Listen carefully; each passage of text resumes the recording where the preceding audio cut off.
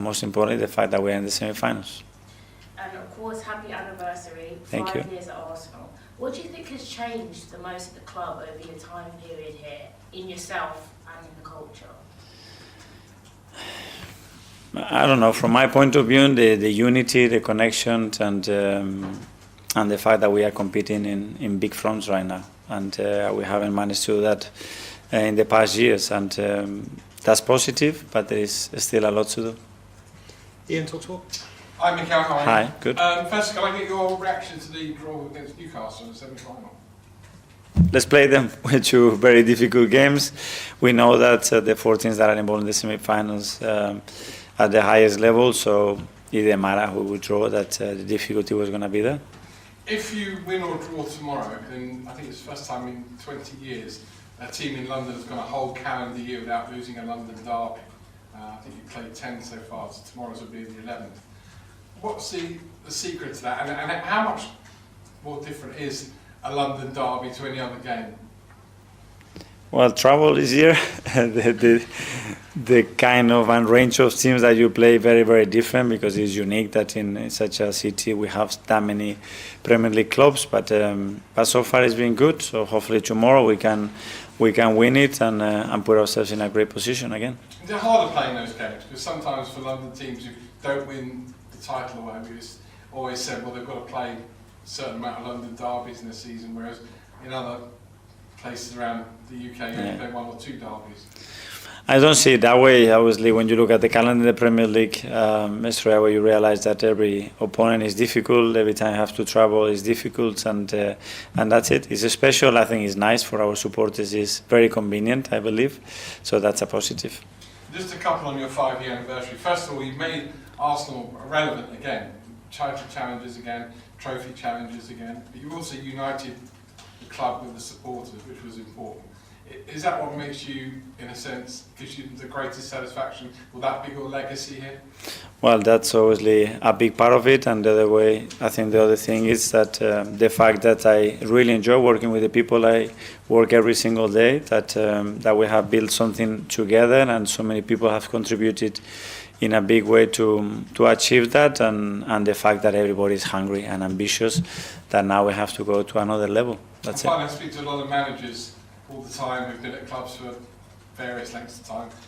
You haven't changed in 5 years. You haven't got grey hair on your head. I have. How do you still look almost exactly the same now as you did 5 years ago? What is the secret? Because I've changed. Well, I think I have changed. Things are different. It's gone so fast, to be fair. You know, looking back, it's gone so fast. I enjoyed every minute of it.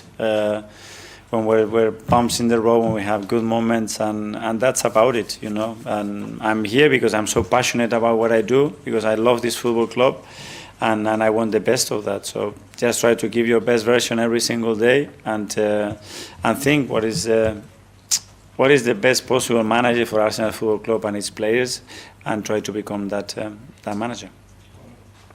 Simon, standard. Can I just double check? Did you say at the start that Tomiyasu would be possibly back this week? No, sorry. Tomiyasu no. Tomiyasu is not available. And just also on the anniversary and the 5 years, just that connection you have with the club and your feeling out with the club, how much has that grown over this period? Yeah, obviously those things take time. Obviously, there was a connection there because I was a player here, I was a captain here, I knew a lot of people at the club, and that was very helpful. But I don't know, going through different situations together, I think that's what has galvanized that relationship, that respect, that admiration from my side, and appreciation of what they have brought to the club and towards me as well. And I think it's a common feeling.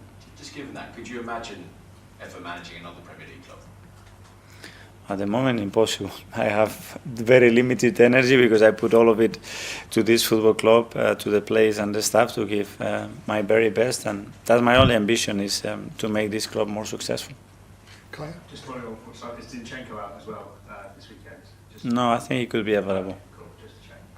And over the past 5 years, that's made a lot of big, tough decisions. I'm just wondering if there's one that stands out for you as the most difficult, the most important one you've had to make. It's a good question. Well, first of all, I don't make decisions by myself, so it's always a lot of times that we share that with the clubs, whether it was the people in the past, the people right now, and as well with my coaches when we have to make decisions like that. So very difficult to point one of those.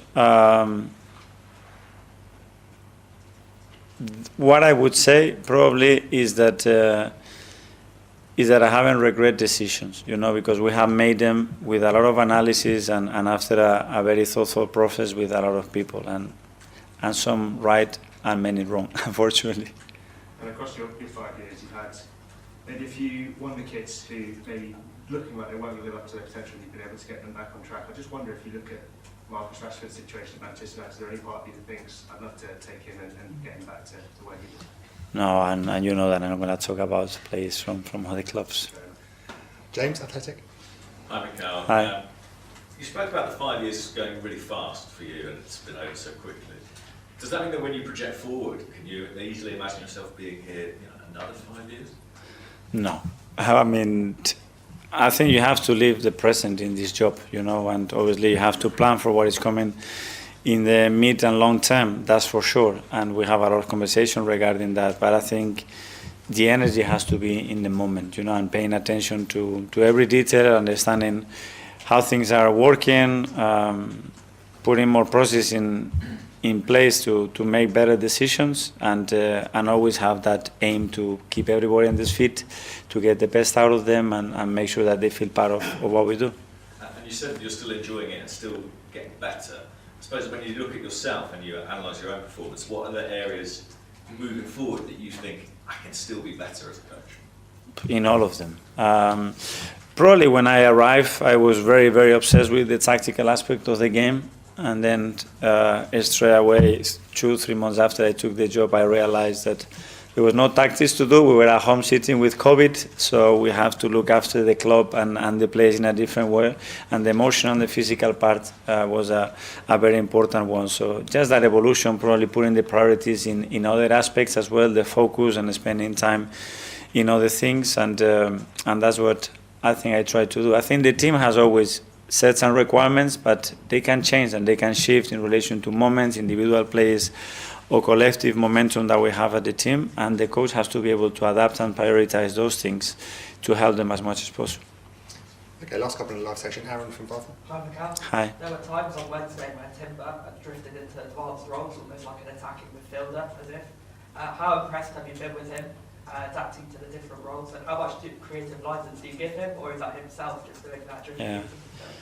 Well, he's doing that because first of all, it's his nature. He's capable of doing it. He feels very comfortable doing it, and yeah, we try to coach him to play in his strengths, to mold with the qualities that's got around him with his players as well, and very pleased because I think he's been performing really, really well.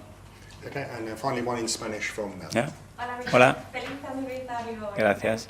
Quiero preguntarte, entre los últimos 5 años ha tenido 257 partidos debajo de usted como manager de Arsenal. ¿Cuál es tu favorito recuerdo o memoria en los últimos 5 años? Si tiene uno. No sé, muy difícil. El primero siempre es muy especial porque es como tienes un sueño de un día poder entrenar a este maravilloso club y ese día se hace realidad, que fue el día del Bournemouth. Y a partir de ahí empezó una historia que luego yo valoro el día a día de cada partido y el hecho de estar aquí, porque estar tanto tiempo en un club tan grande no es fácil y lo valoro mucho e intentar disfrutarlo. ¿Y qué quieres que siga tu carrera aquí en Arsenal para los próximos años que vienen? ¿Dónde quieres llevar a Arsenal en los próximos años? Mantener muchísimas de las cosas que hemos creado, esta unión, esta cultura, esta ambición, esta conexión con la gente, tanto interna como externamente, que el club tenga una identidad muy clara de lo que quiere, a qué juega, cómo se comporta, y a partir de ahí ganar mucho y ganar durante mucho tiempo. Ese es el objetivo. Perfecto, muchas gracias y feliz aniversario. Gracias.